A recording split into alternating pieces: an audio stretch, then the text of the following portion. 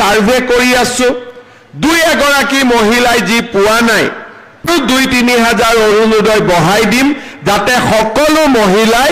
অৰুণোদয় আঁচনি পাব পাৰে আপোনাক এই নতুন ফৰ্মটো মই লাভ কৰিব পাৰিব তো ইয়াতে মই